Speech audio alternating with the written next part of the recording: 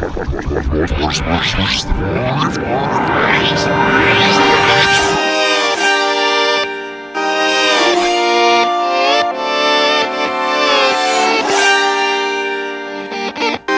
valait le détour, prend la mer aujourd'hui, ici à Roscoff, la régate des comptoirs de la mer. Faut le blouson, le bateau nous attend, on va se balader en mer. Il vient de dégainer sa botte secrète. À défaut de voile, on met le drapeau. Il n'y a pas assez de vent. Il n'y a pas assez de vent. Ouais, donc il n'y a pas assez de puissance sur le bateau, donc on va rajouter un chiffon. Un chiffon. Bon, allez, on y va. Hop, direct comme ça. Hop.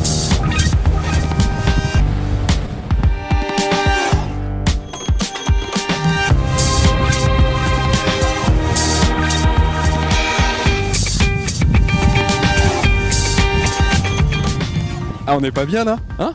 À prendre l'air? Michel, tu vas être décoiffé. Tu vas être décoiffé. Ils sont une quinzaine de bateaux en ce moment à sortir du port. Ils vont se placer sur une ligne. Le départ va avoir lieu dans quelques instants et on va y être aux premières loges. Ça vous rappelle rien, hein? C'est le bateau du comité d'organisation. Et le départ, Xavier, le départ, tu nous montres les bouées, ça se passe comment? Écoute, la ligne de départ, elle va être située entre le bateau comité qui est là, donc avec l'ensemble des juges de la course, et la bouée orange qui est là-bas. D'accord. Comment c'est jugé puisque tous les bateaux sont différents? Comité de course de Café Lec Mort. Ici ça valait le détour, je vous écoute comité de course. Tu as effectivement toutes sortes de bateaux, des petits, des gros, des bateaux plutôt taillés pour la régate, d'autres plutôt taillés pour la balade. Et en fait, ils ont tous ce qu'on appelle un rating, c'est-à-dire qu'en fonction de leur taille, de leur capacité de voile, de leur poids, en fait, c'est le principe du handicap.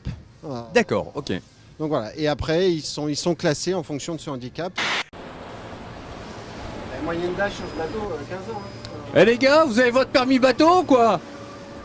Je viens de vivre un grand moment de solitude. Ça va, Michel? Ça ira. T'es un peu décoiffé? C'est de la transpiration.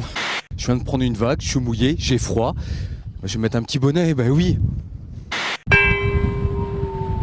C'est impressionnant. Le départ n'a pas encore eu lieu. Et je découvre un monde que je connais pas du tout. On est en plein sur la ligne de départ, la bouée et le bateau comité. Et d'ici quelques secondes, tous ces bateaux vont franchir la ligne et direction le parcours en baie de Morlaix. 3, 2, 1, C'est parti. De temps en temps sur la ligne, ça peut être un peu pourri, hein. Les gens peuvent s'engueuler ouvertement. Par contre, dès que le bateau est amarré, ils mettent un pied sur le ponton, c'est fini. Hein. J'ai une autre question pour le beau temps, vous avez fait comment? Vous l'aviez commandé vachement en avance? Pourquoi t'as mis un bonnet?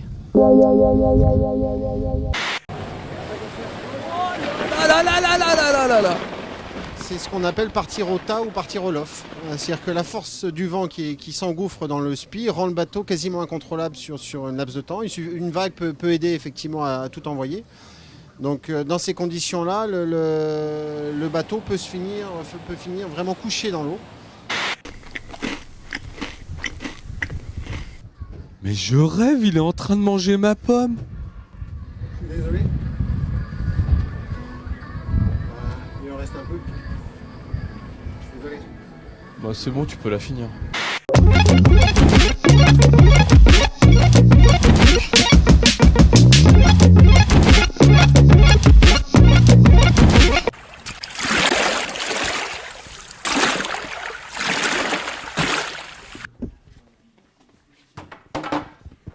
Bon, trêve de plaisanterie, on cherche Philippe. Cette régate, elle se déroule, je crois, en 4 temps. C'est sur 4 week-ends, comment ça se passe? 4 week-ends, une régate tous les 15 jours sur septembre et octobre, dont aujourd'hui la dernière manche. Ils sont une quinzaine Une quinzaine actuellement sur le parcours. Ils prennent des risques, ils sont courageux parce que le vent est à la limite. Et donc ce soir, remise des prix à 18h30 pour boire un bon coup après cette série de 4 régates. Eh ben on sera là. Bon, ça fait un petit moment qu'on a remis les pieds à terre et maintenant c'est l'heure des récompenses. Allez, on va voir les résultats. Et le premier, donc avec 6 points également, Casino de Roscoff, groupe Franchement, à André Chardonnay, du club de Roscoff.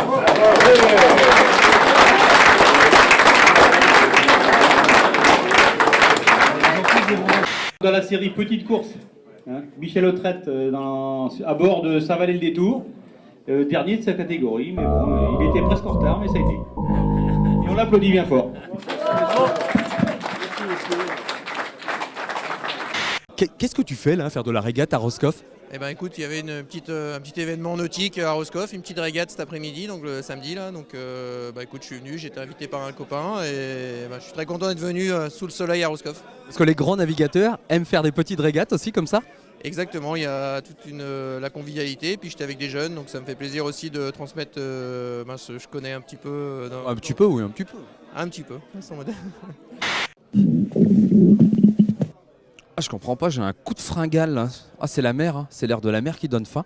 Ça te dirait pas qu'on aille faire des dégustations ailleurs? Hein? Allez, c'est parti. Huelgoat, son salon des vins et de la gastronomie, et sa roche tremblante. Les exposants qui sont en place sont là depuis très longtemps. Certains sont là depuis le début du salon. Donc c'est la 11e fois qu'ils viennent là. Et quand par hasard quelqu'un arrête de venir, pour une raison ou pour une autre, on a toujours des facilités, hein. Des coups de fil, ça marche bien. Hein. Et comment ça se passe? Comment on fait pour sélectionner un nouveau candidat qui va venir vendre ses produits? On essaye d'avoir un nouveau produit qui n'est pas déjà présent sur le salon? Alors déjà, par logique, on ne veut pas des produits concurrents. C'est-à-dire qu'on n'a pas de doublons, on essaie de ne pas avoir de doublons sur le salon. Il n'y a pas la foule comme dans tous les salons. Les gens prennent le temps de discuter avec nous. Moi, je suis un passionné, donc je peux vous parler de recettes, de cuisine, et voilà. Et ça peut durer. Voilà, je suis intarissable sur un sujet. Le chèque au nom de Michel Autrette. D'accord. D'accord? Mais faut rien... Je passerai tout à l'heure.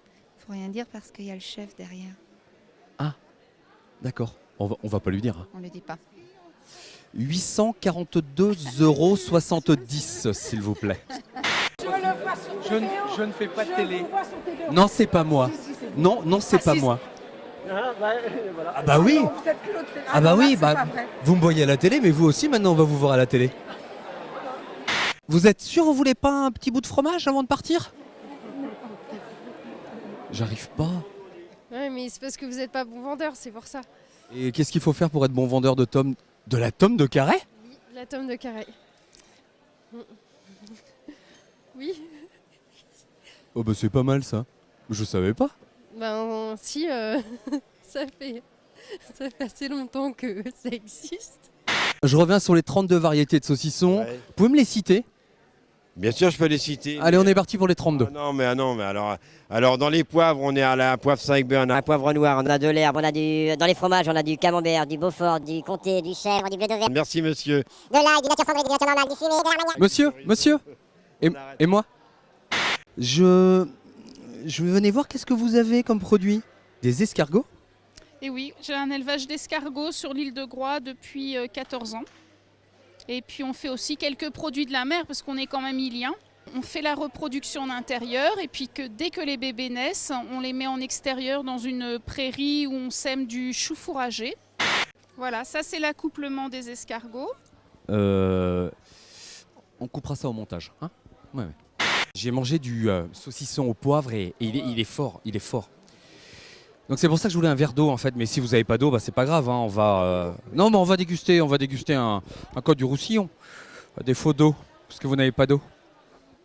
C'est des vignes de 1903, donc c'est vraiment des cépages, pour nous c'est un patrimoine, c'est des cépages très anciens qu'on a remis un peu à l'ordre du goût. La majeure partie les ont arrachés. On le travaille un petit peu plus sur une vinification traditionnelle, on revient un peu à la tradition et c'est vraiment des vins qui sont très très fins, qui reviennent bien quoi, voilà. Et c'est quoi vos sucettes? Donc ça, c'est nos biscuits qui sont mis en sucette, c'est ce qu'on appelle les pop cakes, enfin cake pops en fait. Mais nous, on a vraiment repris nos biscuits à nous, qu'on a mis en sucette, en forme de sucette, et on les a enrobés de chocolat au lait, chocolat noir, avec des décorations un peu originales. Vous avez goûté ça ou pas? Non. Vous venez goûter avec moi? Vous me payez? Ah non, non, non, je paye pas, mais non, je vous fais déguster. Mais si! Les gens n'osent pas déguster de nos jours, c'est triste. Mais venez donc! Allez-y. Mettez un peu dans la poche. Non, Maléo.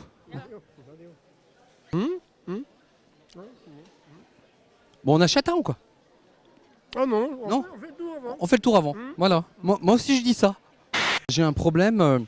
Je commence à être un petit peu enroué. Ah bah, je vous conseille un miel de ronce.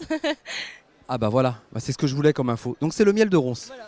Pourquoi? Il y a des miels qui sont propices à un tel ou tel... Oui, Par exemple, donc le miel de ronce, c'est pour la gorge. exactement. Vous avez une anti-sèche? Elle a une anti-sèche. Et voilà. Si on met du miel dans un thé ou dans autre chose, le miel au-delà de 35 degrés, il perd toutes ses vertus, c'est vrai? Oui, c'est ça. Tu savais? Bon, c'est bien, ça faut noter. Hein. Mais vous en avez un joli chapeau! N'est-ce pas? N'est-ce pas? C'est ça qui m'a attiré vers vous. C'est identitaire. Bah je vois ça, ouais. Je suis la dame au chapeau. À travers la France, c'est comme ça qu'on repère mon stand. C'est vrai? Bah oui. Parce que à chaque fois vous avez votre chapeau? Eh oui. C'est le chapeau des Irlandais. C'est la boisson favorite des Irlandais, que ce soit la Guinness ou l'Irish Coffee.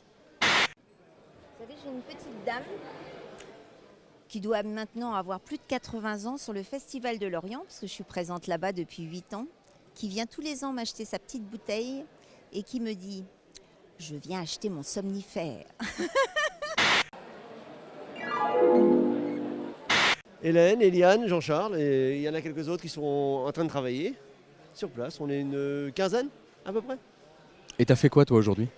J'ai fait des toasts, j'ai préparé l'apéro du midi. Ah. Et j'ai tenu mon stand. En plus, Voilà. t'avais le rôle le plus difficile. Non, c'est le président quand même. Hein. Bon, a priori c'est toi qui as bien travaillé. Non, c'est un ensemble. On travaille ensemble ou on ne travaille pas. Hein.